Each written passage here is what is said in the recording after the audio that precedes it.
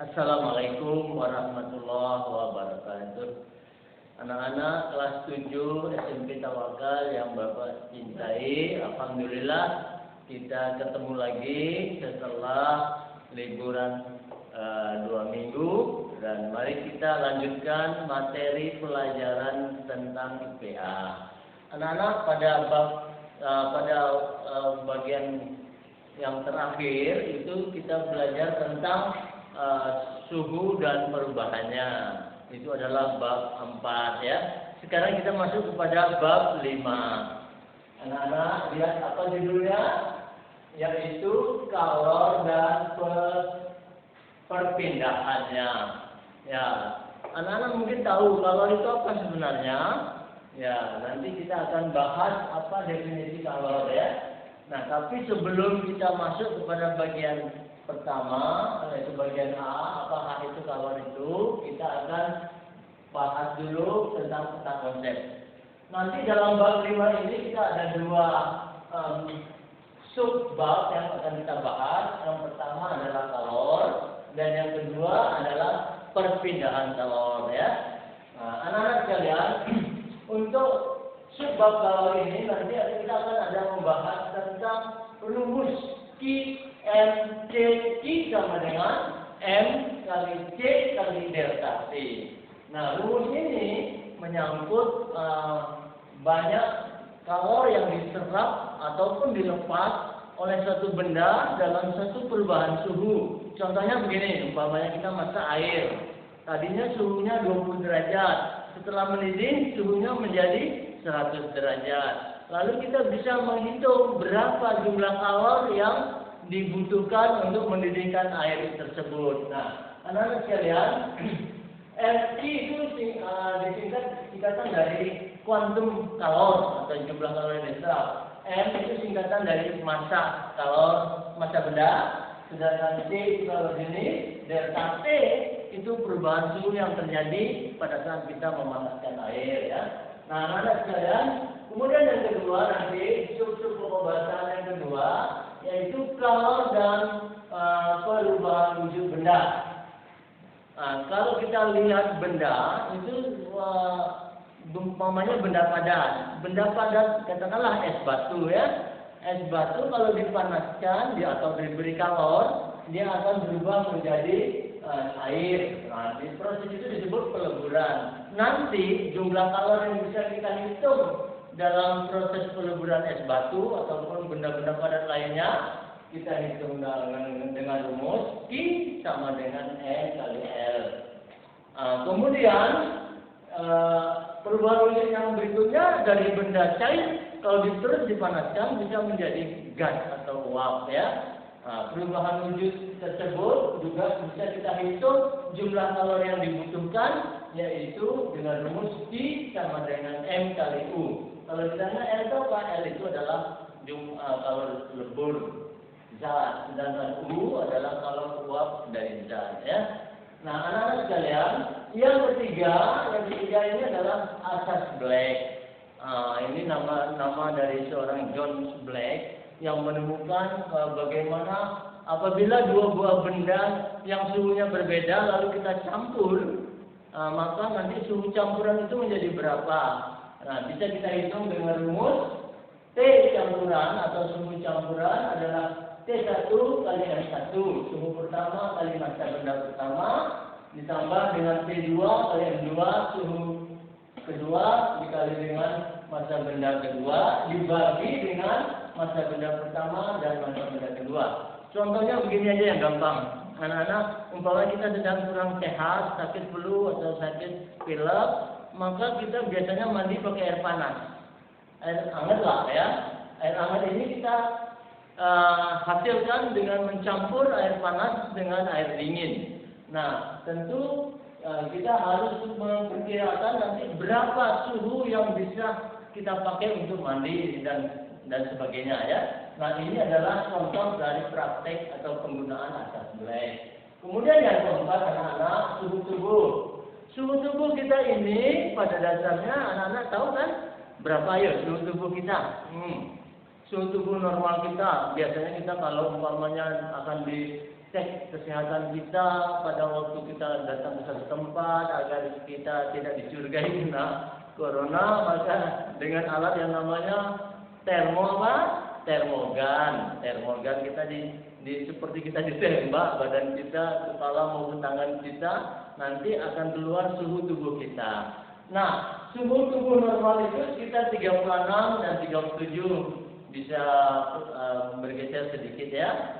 Nah, kenapa suhu tubuh kita itu selalu bertahan? Ya, agar metabolisme dalam tubuh kita itu pergantian zat dan kesehatan kita bisa bekerja dengan baik pada suhu sekitar 36 dan 37. Tetapi kalau kita makan terus-menerus, maka makanan itu berupa energi kimia yang masuk ke dalam tubuh nanti akan menjadi energi panas.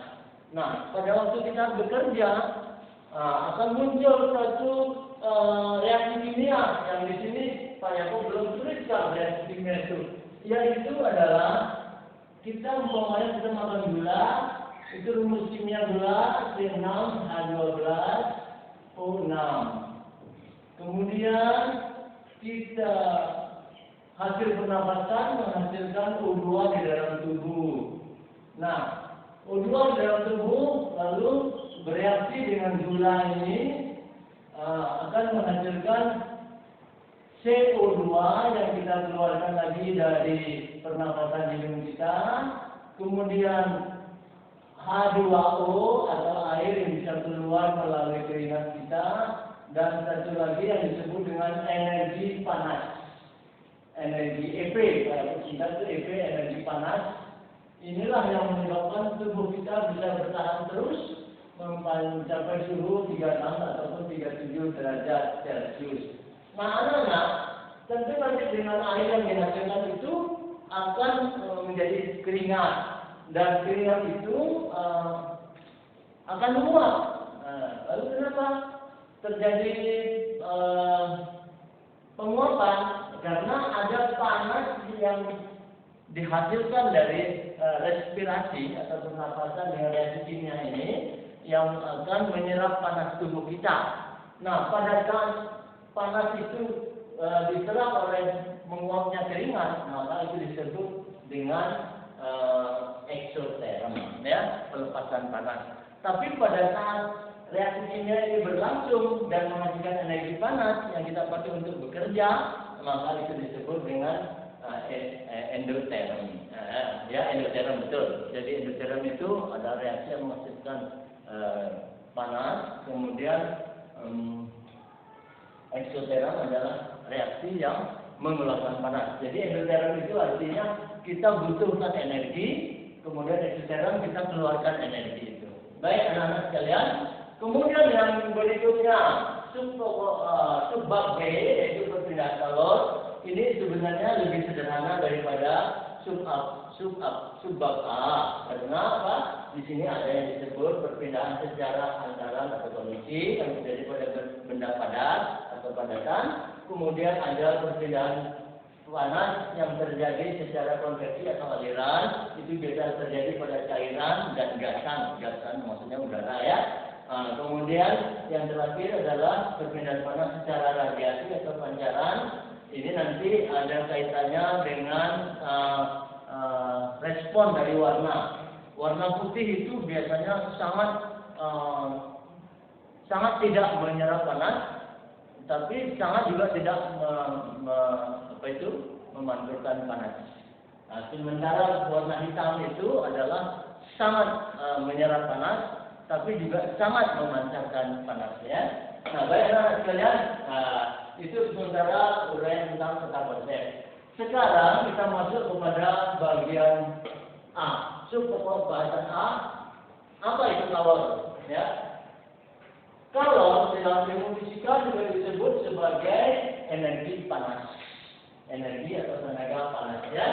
Nah, adapun satuannya yaitu satuan kalor bisa kalori, bisa juga joule. Joule ini adalah nama dari seorang fisikawan yaitu James Prescott Joule. Nah, anak-anak sekalian, kalau kita pakai satuan panas dalam kalori atau satuan panas dalam joule, maka ada konversi atau kesetaraannya, ya. Nanti ada kesetaraan yang disebut kesetaraan energi mekanik, ya. Maka ada kesetaraannya itu 1 kalori itu senilai dengan 4,2 Joule, anak-anak, ya. Atau nanti kalau kita balik 1 Joule berapa kalori, ya. Caranya anak-anak sekalian, kalau kita ingin mencari 1 Joule berapa kalori, ini kita bagi dengan 4,2. Nah, 4,2 kan hasilnya 1, ya, anak-anak. Nanti dalam pelajaran matematika tuh kalian juga perlu terampil dalam membagi bilangan. Kemudian angka 1 ini juga kita bagi dengan 4,2, ya. 4,2. Nah, 1 dibagi 4,2 itu hasilnya adalah 24/100 atau 0,24, ya, anak-anak sekalian. Nah, jadi anak-anak, inilah yang disebut dengan kesetaraan energi kalor mekanik, yaitu kesetaraan antara energi kalor dengan energi satuan kalori dengan satuan joule. Nah, anak-anak sekalian, setelah kita pahami apa itu kalor, apa satuannya, dan bagaimana kesetaraannya, kita akan lanjutkan dengan sub-bab, ya, itu kalor, massa jenis, dan suhu benda. Jadi di sini kalau anak-anak melihat ada rumus, yaitu Q sama dengan N kali C kali delta T, berarti ada 4 komponen atau 4 besaran fisika, ya, atau, ya, yang kita libatkan dalam hitungan ini, anak-anak sekalian. Nah, apa Q itu? Tadi sudah di awal Pak Yanto sudah sampaikan. Q itu singkatan dari kuantum kalor. Kuantum kalor itu artinya jumlah kalori yang akan diserap dalam satu kenaikan suhu benda. Atau juga bisa jumlah kalor yang dilepas dalam satu proses penurunan suhu benda. Nah, itu dalam fisika itu kan sama, ya, terjadi perubahan bolak-balik, yaitu kalau dia umpamanya menyerap pada waktu dia naik suhunya dari 20 sampai 100, dia menyerap sekian kalori. Pada waktu dia turun dari 100 sampai 20, akan dilepas juga kalori yang sama dengan pada waktu yang diserap itu. Nah, anak sekalian, ini kalau ditanya apa satuan dari kuantum kalor, bisa kalori, bisa juga joule, ya. Kemudian N. Nah, Q sama dengan N kali C kali delta T, ya. Kalau N itu adalah singkatan dari massa benda. Massa benda, ingat pada awal kita belajar itu massa adalah satuannya adalah apa, nah? Ya, kilogram, ya. Nanti kita akan pertajam lagi apa beda massa dengan berat. Kemudian C ini singkatan dari kapasitas per unit. Kapasitas per unit, yaitu maksudnya kalau jenis benda yang satuannya kalori per kilogram derajat Celcius. Kalau kita pakai joule, nanti joule per kilogram derajat Celcius, ya. Artinya apa ini? Artinya kalau ada 1 kilogram massa benda, kita panaskan 1 derajat Celcius, nanti dia akan menyerap sekian jumlah kalor. Nah, nanti ada daftar, umpamanya kalau jenis air berapa, kalau jenis aluminium berapa, kalau jenis tembaga berapa, itu ada daftarnya, ya. Nanti dalam contoh soal kita akan lihat itu, sudah jelas.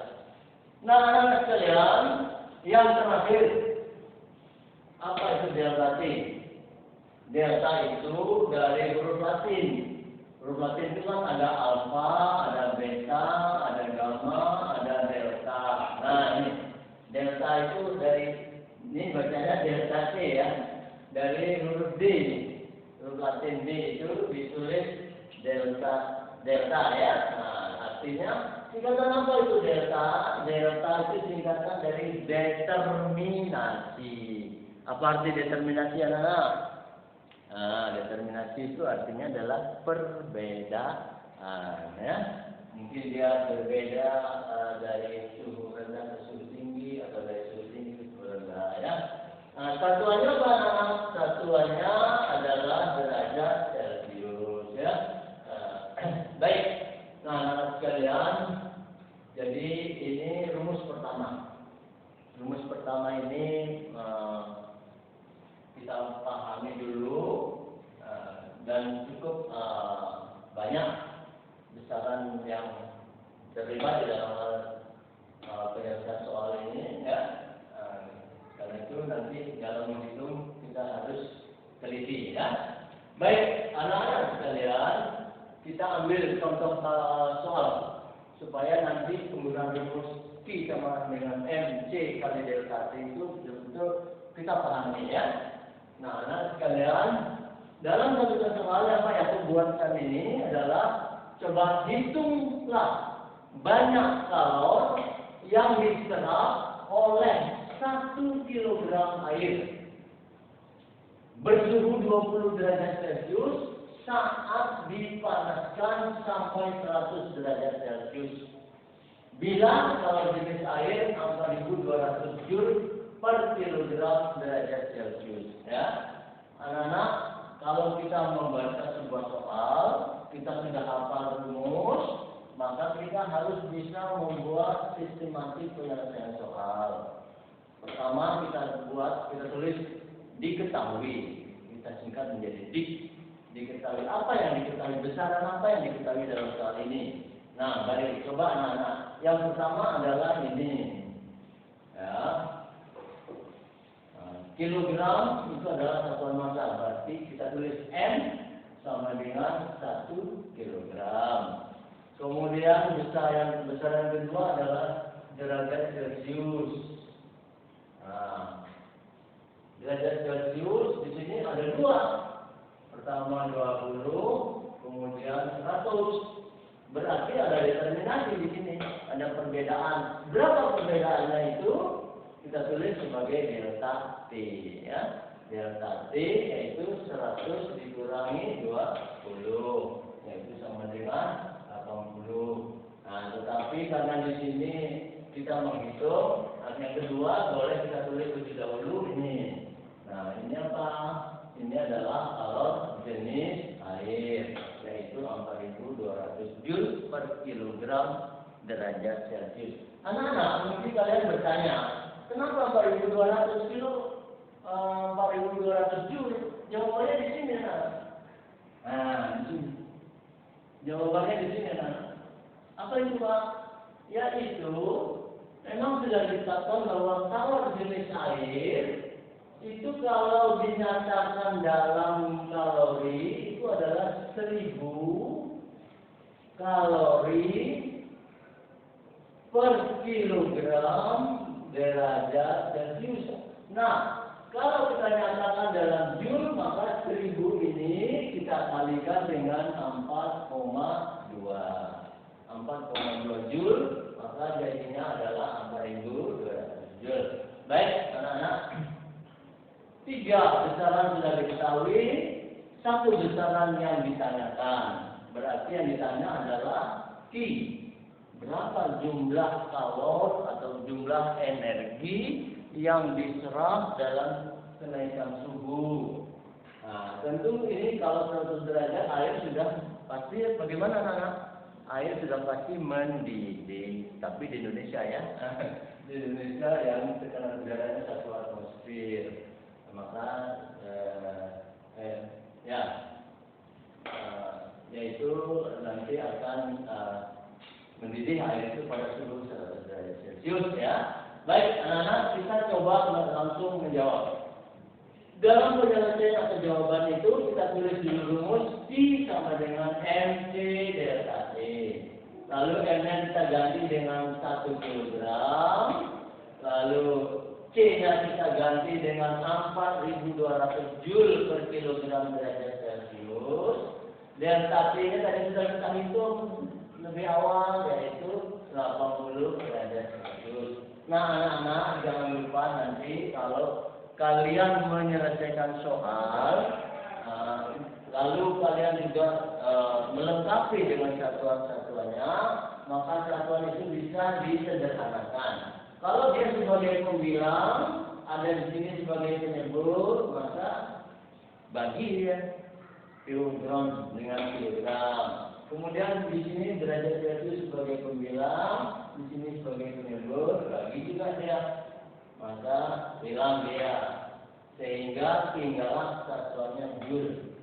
Kita tinggal hitung 4.200. 1 kali 4.200 kali 80. Nah, nanti cukup kalian menghitung 8 kali 42 berapa? 8 kali 42 yaitu 336. Mudah-mudahan salah ini ya. 336. Kita tinggal satu nolnya, nolnya masih ada berapa? Nolnya masih ada 2 kan? Nolnya masih ada 3. Oh maaf, di sini Pak Yaakob ada kekeliruan ya. Nolnya masih ada 3. 1, 2, 3. Jadi di sini 336.000 joule. Ini jawabannya ya. Udah. Nanti kalian pelajari dengan baik bagaimana cara menghitung, menyelesaikan soal untuk menghitung menggunakan rumus Q sama dengan M, C, delta T. Anak-anak sekalian, coba kalian buka bukunya nanti halaman 161 nanti halaman 163 itu ada 15 soal. Sampai ya kok kasih kalian tugas 5 soal saja ya, yaitu nomor 1, nomor 2, nomor 6, nomor 7 dan nomor 8. Nomor 1, 2, 6, 7 dan 8. Yang mudah-mudahan kalian bisa menyelesaikan jawaban dengan baik, kemudian dikirim ke HP-nya Pak Yaakob ya. Ya itu aja dulu. Mudah-mudahan kita tetap dalam keadaan sehat dan lindungan Allah Subhanahu wa taala. Sekian dulu. Assalamualaikum warahmatullahi wabarakatuh. Begitu.